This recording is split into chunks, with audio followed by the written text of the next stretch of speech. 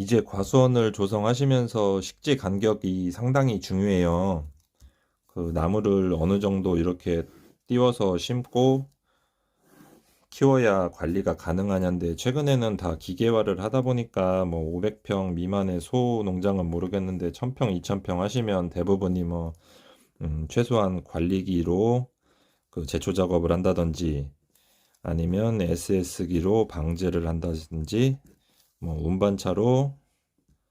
퇴비라든가 수확 이동을 해야 되잖아요. 그래서 이런 기계화 작업을 하시려면 이 간격이 5에서 6m는 나와야 나중에 뭐 이쪽으로 이렇게 가지가 나오더라도 어느 정도 이 공간으로 이게 보행이 가능하고 작업이 가능하니까 최소 5에서 6m를 띄워서 이제 이 열 간격을 맞추시는 게 좋고요.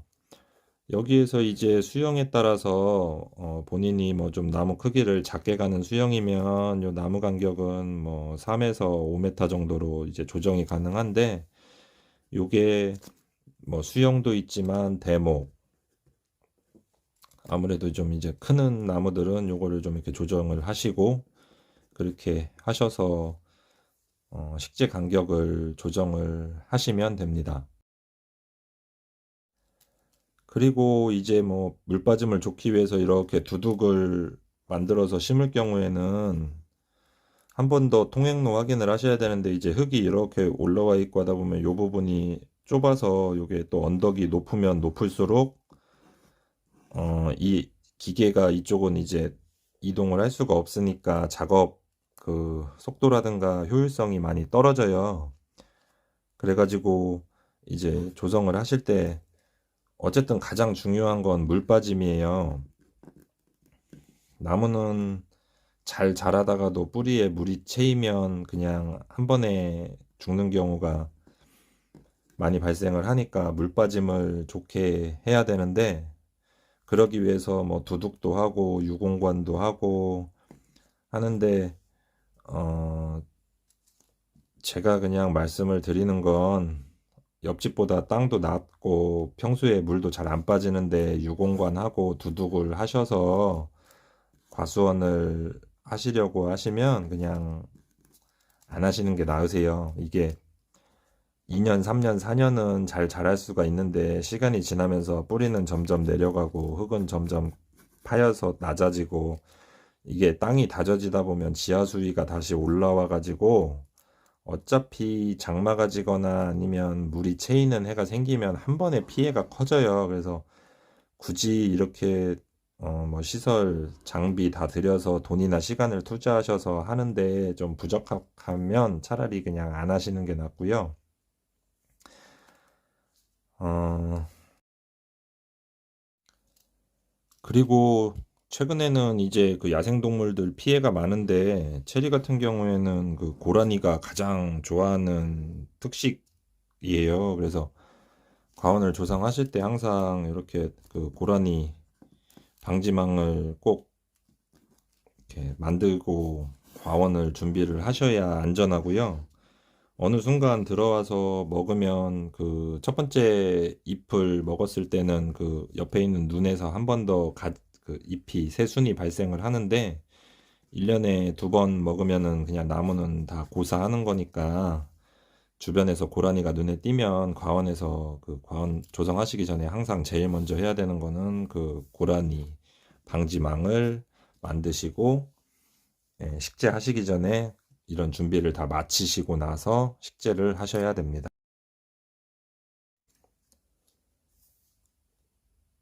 체리 과수원을 하시려면 이제 수분수 문제도 고려를 하셔야 되고, 수확 시기가 어느 때인지, 그 대목별 결실 연령은 어떤지 이런 것도 확인을 하고 나서 조성을 하셔야 되는데요. 수분수 같은 경우에는 뭐 S1, S4, S3, S4, S4 뭐 다시 이렇게 해가지고 뭐 여러 가지 이런 유전자형으로 분류된 표가 있어요. 그래서 이거를 보고 나서 본인이 구분을 하실 줄 아시면 식재를 하시면 되는데, 가장 중요한 건 물론 이것도 중요하지만, 현재 국내에 유통되는 그 묘목 체리 품종이 이름하고 품종하고 정확할 경우에 이 표를 보고 내가 그 뭐 1군, 2군, 3군에서 쭉 있는데 A라는 품종이 2군이고 B라는 품종이 그 3군이면 이렇게는 수정이 되는데 여기에 있는 뭐 C라든가 E 얘네들은 같이 심어도 수정이 안 되는 이 부분이에요. 근데 이거를 표를 안 보고 품종을 모를 경우에는 모르니까 시장에서 뭐 체리나무라고 해서 두 나무 사다 심었는데 안 달린다. 그러면 이름도 모르고 유전자형도 모르니까 해서 다른 걸 찾기 어려우니까 그냥 다른 품종을 더 심어서 해보는 수밖에 없는 거고요. 최근에 품종이 등록돼서 판매를 되는 품종들은 그래도 그 품종 열매를 봐서 특성이 그 이름하고 맞으니까 판매가 되는 애들은 그 품종이 어떤 군에 있는지를 특정을 할 수가 있으니까 그것과 그 다른 품종군에 있는 애를 심으면은 수정이 기본적으로는 되는 거예요. 그래서 인터넷상에서 A라는 품종을 심었는데 여기에 B가 찰떡궁합이니까 나는 B를 찾아야 되겠다라고 계속 어 이제 유통이 되지 않는 그 품종 묘목들을 찾아서 전화를 주시는 분들도 많은데 이렇게 고민하지 마시고요. 기본적으로 A라는 걸 심은 게 확실하면 여기서 자가수정이 되는 품종을 구해서 옆에 심어주시면 자가수정은 어차피 어느 군에 있든지 간에 도움을 줄 수 있는 그 품종이니까 본인 집에 있는 게 뭐 모르겠다 아니면은 수분수가 더 필요한 것 같다 하실 경우엔 기본적으로 이렇게 생각을 하셔서 구매를 하시면 그 수확 시기별로 나무를 줄을 맞춰 심으셔야 수확이 됐던 포장 판매가 됐던 일이 수월하세요. 그래서 뭐 두 가지에서 다섯 가지 정도 품종을 심으실 경우에 수분수 문제를 이제 수분수 때문에 뭐 자료상으로는 이렇게 심는다던가 아니면 여기 중간중간에 심는 경우가 있는데 이 품종이 뭐 같은 색상 그 다음에 비슷한 수확 시기면 뭐 크게 차이가 없어요. 어차피 섞어 팔아도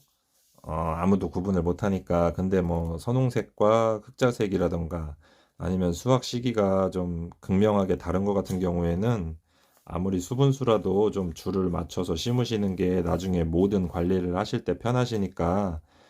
품종 선택을 하셨으면 그 수확 시기 이게 또 면적이 넓어지게 되면 당연히 한 번에 수확을 하는 것보다는 뭐 조생이든 조중생, 중생, 만생별로 구분을 해서 심으셔야 되니까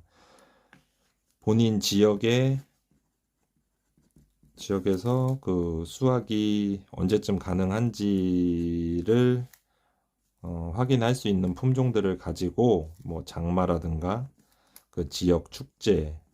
또는 뭐 다른 그 과일을 하시면 그 수확 시기가 겹치지 않게